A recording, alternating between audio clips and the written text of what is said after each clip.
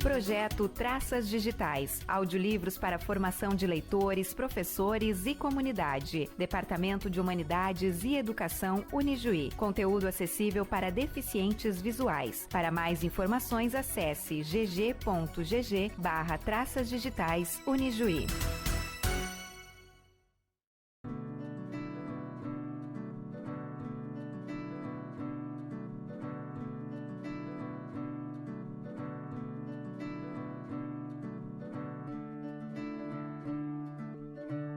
O mês de maio é marcado pela visibilidade conferida ao trabalho dos profissionais da comunicação.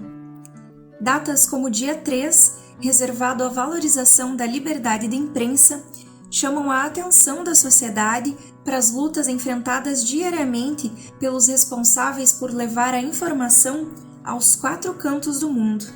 No difícil momento em que enfrentamos a pandemia do novo coronavírus, o nosso país tem registrado um aumento estrondoso nos casos de violência contra jornalistas.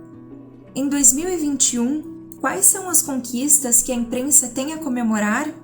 Quais problemáticas ainda persistem e o que nós podemos fazer pela redemocratização dos processos informativos?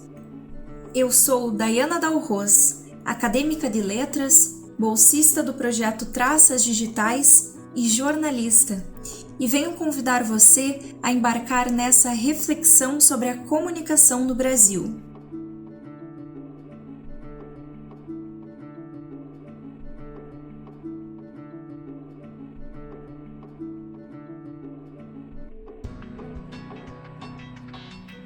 O 3 de maio foi proclamado como Dia Mundial da Liberdade de Imprensa em 1993 pela Assembleia Geral das Nações Unidas, sob proposta da Organização das Nações Unidas para a Educação, a Ciência e a Cultura, a Unesco.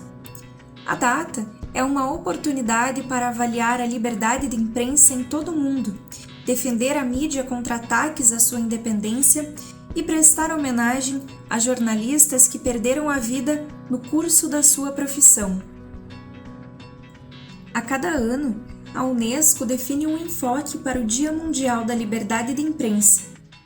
Em 2021, a temática trabalhada foi Informação como Bem Público. Em seu site oficial, a entidade afirma que essa escolha reflete o desejo de que a informação seja valorizada como um patrimônio coletivo e compartilhada com responsabilidade. A organização se refere ainda às mudanças no sistema de comunicação que estão impactando na saúde das pessoas, nos direitos humanos, nas democracias e no desenvolvimento sustentável. De acordo com a professora Vera Raddatz, doutora em Comunicação e Informação pela URGS, em 2021, mesmo após tantas vitórias no âmbito da liberdade de expressão, ainda temos inúmeras barreiras a superar. Eu acho que a liberdade de imprensa ela é resultado da evolução histórica e especialmente da evolução do sentido e também da prática do conceito de liberdade. Estou aqui amparada no conceito de liberdade de Stuart Mill. No Brasil, a maior conquista, eu penso que da liberdade de imprensa, se dá com a redemocratização do país, com aquela possibilidade de a imprensa trabalhar sem sofrer censura. Mas é importante esclarecer que isto é uma luta contínua e a liberdade de imprensa é ameaçada constantemente ainda hoje. Inclusive a FENAGE, que é a Federação Nacional dos Jornalistas, ela publicou uma nota no dia 3 de maio, que é o Dia da Liberdade de Imprensa, chamando atenção para o número crescente de ataques e agressões a jornalistas no exercício da profissão. A nota diz que em 2020 a FENAGE já denunciava aquilo que ela caracterizou em seu relatório como uma verdadeira explosão da violência contra os jornalistas, contra a imprensa, registrou 428 ocorrências, ou seja, 105,77% a mais do que em 2019. E os 4 meses de 2021 demonstram, então, que os ataques à profissão crescem e não devem ser naturalizados. A nota diz ainda que de janeiro a abril desse ano, a FENAGE, os sindicatos dos jornalistas, acompanharam ao menos 15 situações de agressão, de censura, de cerceamento, de ataques e violência direta contra jornalistas no exercício da profissão. A entidade ressalta também que, na prática, o que isso significa? Ao impedir o livre exercício do jornalista, os agressores de jornalista atentam contra o direito humano fundamental da sociedade ser informada. Nesse ano, ao trabalhar o tema Informação como Bem Público, a Unesco busca fortalecer ações que garantam transparência e viabilidade econômica para a mídia noticiosa. A organização pretende também efetivar mecanismos de alfabetização midiática e informacional. E essas estratégias têm o fim de despertar nas pessoas a consciência de que o jornalismo é essencial para que a informação se torne um bem público. Conforme a professora doutora Vera Raddatz, esse é o caminho que nos leva à liberdade de imprensa. Como sociedade, como cidadãos, precisamos nos manter vigilantes em relação ao nosso direito à informação. E para isto é essencial a liberdade de imprensa. A gente vive em um Estado democrático de direito, portanto, a imprensa deve ser livre. A liberdade de imprensa, inclusive, ela está associada ao direito fundamental de liberdade de expressão, que já está lá, presente na Declaração Universal dos Direitos Humanos desde 1948, no artigo 19, que diz que todo indivíduo tem direito à liberdade de opinião e de expressão, o que implica o direito de não ser inquietado pelas suas opiniões e o de procurar, receber e difundir, sem consideração de fronteiras, informações e ideias por qualquer meio de expressão. Mas isto, eu acrescento, não significa que a liberdade de expressão tenha que ferir a verdade. Então, o papel da liberdade de imprensa é justamente garantir que a sociedade consiga receber uma informação de qualidade, com liberdade, sem sofrer censura.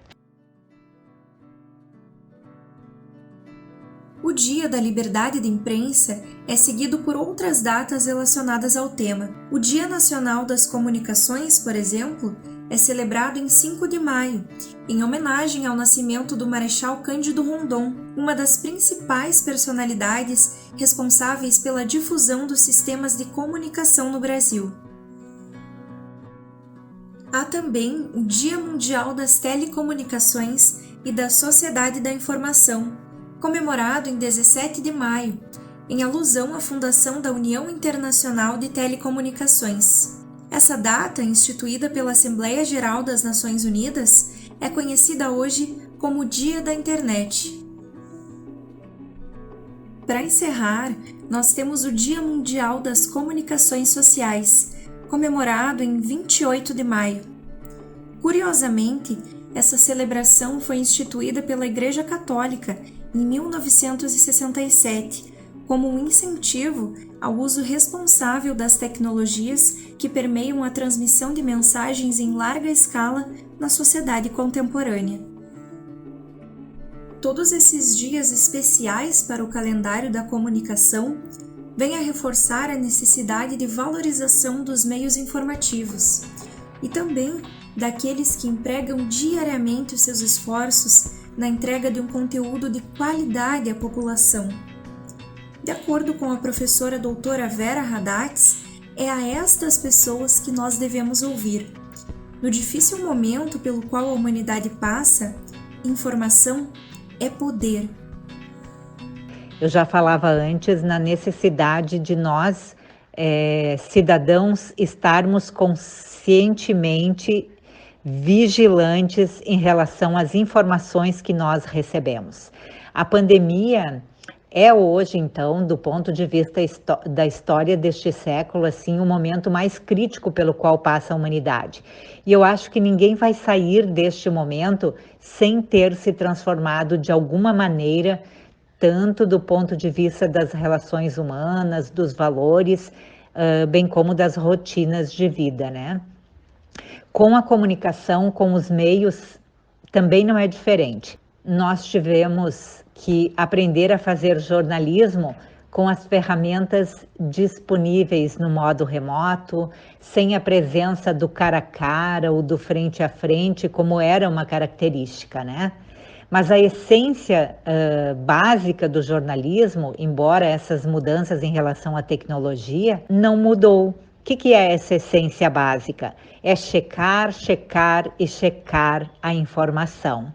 Então, a checagem do jornalismo não mudou. Ao contrário, essa principal ferramenta se tornou especial e essencial para combater, por exemplo, as fake news, um tipo de produção e circulação paralela de incontáveis conteúdos falsos, produzidos maliciosamente com o intuito de gerar a desinformação e a confusão nos cidadãos.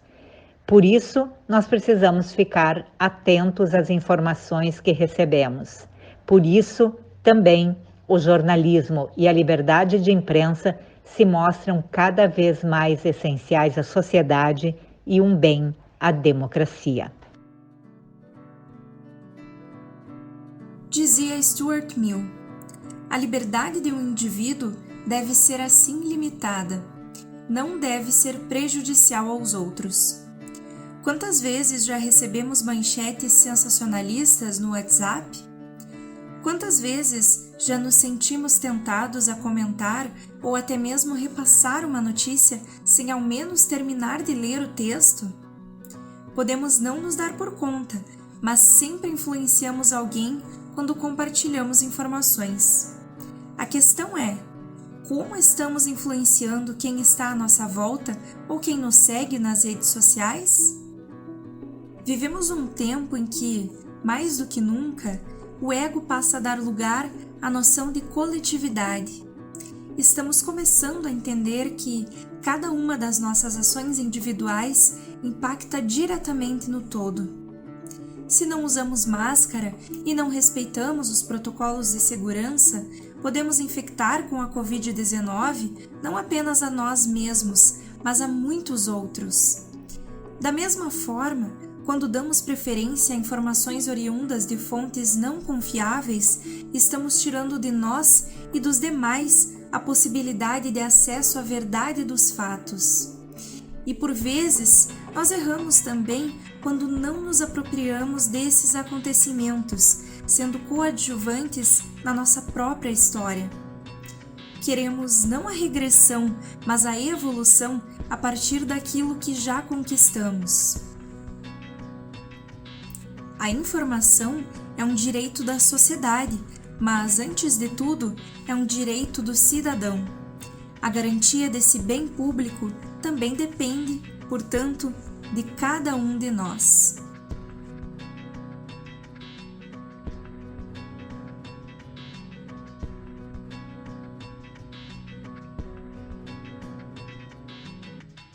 Esse foi um podcast sobre a liberdade de expressão e a redemocratização da comunicação no Brasil, produzido e narrado por Dayana Dalros, acadêmica do curso de Letras da Unijuí, no primeiro semestre de 2021.